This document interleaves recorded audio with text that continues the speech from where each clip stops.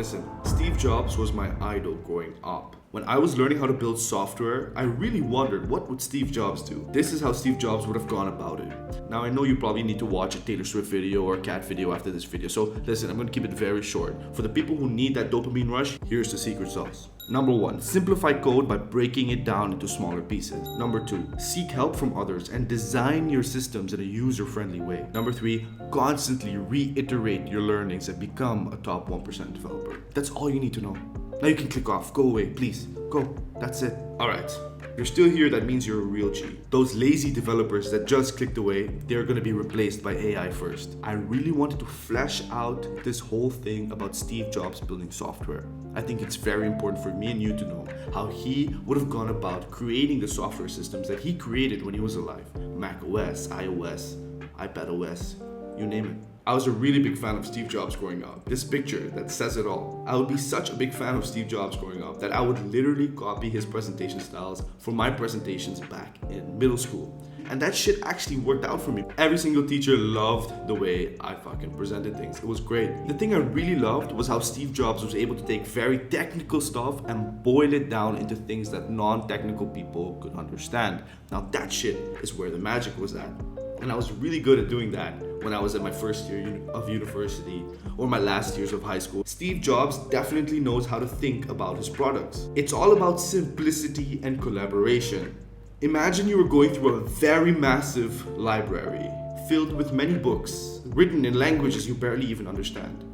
This is the same exact thing like approaching a large code base for the first time. Especially when your programming skills are not sharp yet, let alone your system design skills. Steve's philosophy was about making technology intuitive and accessible for the masses. Steve would make sure that the library was logical and accessible, meaning user-friendly, translating those foreign books into languages that his users could understand. This can be directly applied to your situation as long as you write clean, maintainable, structured code. Make sure not to use old syntax. Make sure you're not one of those people that write big ass, long ass one-liners without actually commenting or describing what you're doing. Remember, you most probably work in a team. If you want other developers to be able to read your code and understand what you're talking about, you need to be structured and thorough in your communication. Even when you're dealing with a huge code base, you need to break it down. You need to organize it in your mind. You need to see the structures that are involved in it. I know it's a daunting task. Next to making it logical and user-friendly, Steve Jobs was a very big fan of collaboration. In the face of a big, confusing library, he wouldn't hesitate to bring in a group of translators to translate those books. Just like Steve, don't be afraid to ask more experienced developers for help. Resources like Stack Overflow, or especially AI, don't be afraid to use these tools. These tools are there to help you. Steve Jobs also understood the importance of making a user-friendly design. He made sure that whatever project he was working on, he always had the end user in mind. Everything that was written down in code was either going to help the customer or it was going to be thrown out.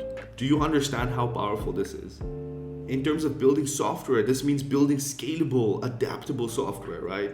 It's like designing a library in which you can add more books, but you can also look up any book you want instantly. Lastly, Steve Jobs was a fucking innovator. He constantly kept his skills sharp. He kept up to date with the latest technologies. Heck, he created the latest technologies.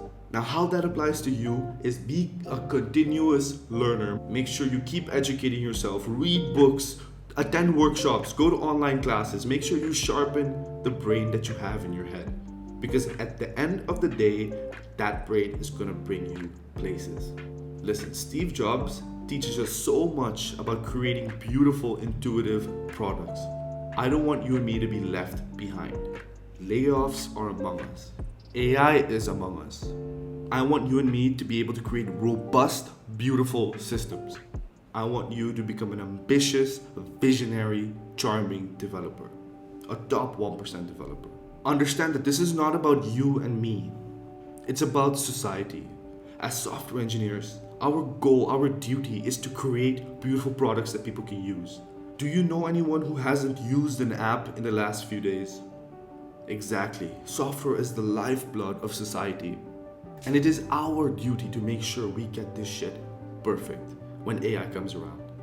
Listen, I want you to join my community of skilled, ambitious, visionary developers that want to change the world. Whether you like it or not, AI is going to come. And I hope you're not one of those lazy developers. Okay, listen, life is a gift given by the gods to make a proper use of it. I'll check you later. Peace out. Take care.